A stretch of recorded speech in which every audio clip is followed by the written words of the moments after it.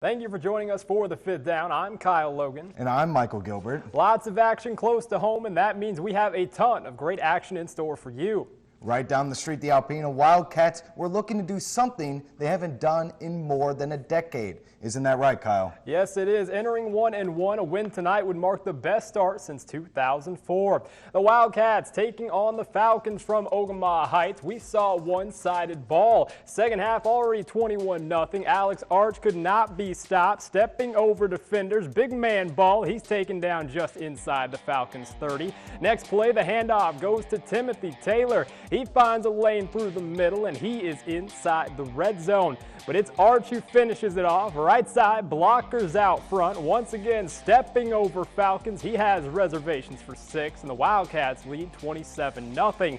Next drive, more of the same. Taylor squirts free through the middle, bouncing off defenders. He falls across the goal line. This one was never in doubt. The Cats rushed for over 600 yards on the night. They improved to 2-1. 48-16 is your final.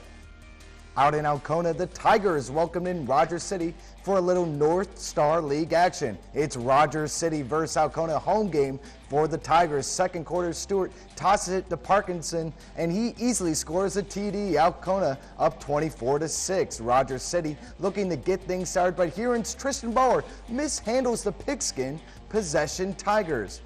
Under 8 minutes to play, Alcona hands off to Hutchinson, and the rest is history. 30-6 Tigers. 2 minutes till halftime. Alcona gives it to Hutchinson, who buries his head and rumbles into the end zone.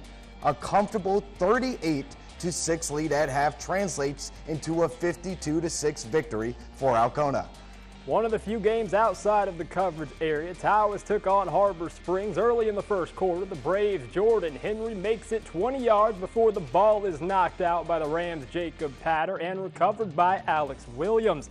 After getting the ball back from Harbor Springs following a missed field goal, Tawas' Dakota Rupp takes the ball a whopping 75 yards to put his team up 7-0. Following an onside kick, Tawas has the ball again, but that doesn't last for long. Rupp fighting hard, but he loses it. Harbor Springs' Kern Reeves falls on the fumble, and no damage is done. This one was close throughout, but in the end, the Braves come out on top, improving to 2-1 on the season. 21-18 is your final. Thanks for sticking around. Lots to get to. Kyle, what's up next? Well, Michael, up next, there was a big North Star League battle out in Hillman, and the Tiger faithful showed up in full force. Hillman still in search of win number 1, welcoming in the Wolverines from All Gray Sims, and the Tigers had the ground game going early. Billy Colcan on the pitch, blockers out in front, around one man. He tries to make a move, but he's taken down just inside the 30, and they were cooking. But All Gray would stand tall. Same drive, now fourth down. Kyler Moyer dropping back to pass, but he is swarmed. He goes down, and they would turn the ball over on downs. Wolverines' first possession, early fourth down. Caden Zine keeps it himself to the outside, breaking tackles. Up the sideline he goes. He moves the chains just outside the 50.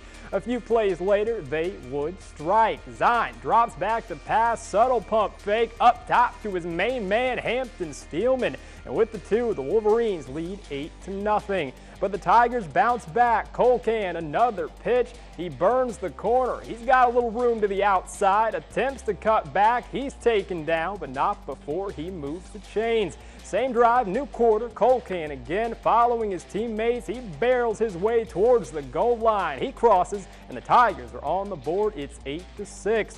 But All Gray would respond. That passing attack too strong. Zine, deep ball to Cade Steelman. He's in. The Wolverines go up 14-6. This was a high-scoring affair. The Wolverines remain undefeated. They win 50-32, and they will meet Alcona next week. Out in Oscoda, the Owls had to fight to win this one. Extra point is good for the Owls, 7-6. Oscoda. Defense proved to be a factor in this game as well. Number 14 with a nice interception to stop Whittemore Prescott on that long drive. Oscoda's running game also proved to be another big factor against the Cards. And Whittemore Prescott loses to Oscoda 22-14 in overtime. A few more scores to fill you in on out in Atlanta. The Maya Thunderbolts picked up their first win of the season as they defeated the Huskies 34-12. In the loss, Atlanta's Austin Corbin had one touchdown pass, which went to Reese Wood. And up next for Maya will be the Oscoda Owls next Friday night. Meanwhile, out in St. Ignace, this was a rough night for the Cards from Joburg. They fall for the second straight week, 47-0. They'll look to get back on track next week when they host Central Lake. Out in Hale, the Eagles improved their record to 3-0 as they defeated Burton Madison 44-20. Tanner Klein totaled 3 touchdowns on the night, 2 of which were pick sixes, and Antonio Garnsey finished with 147 yards on the ground and 1 touchdown. They will meet New Haven Merritt next week. And out in Posen, the Vikings improved to 2-1 as they beat Charlton Heston Academy 78-30. Darren Doobie had a big night, 19 carries, 317 yards, and 4 touchdowns. The Vikings rushed for over 500 yards, and they'll continue to keep the good times rolling next week when they welcome in Rudyard.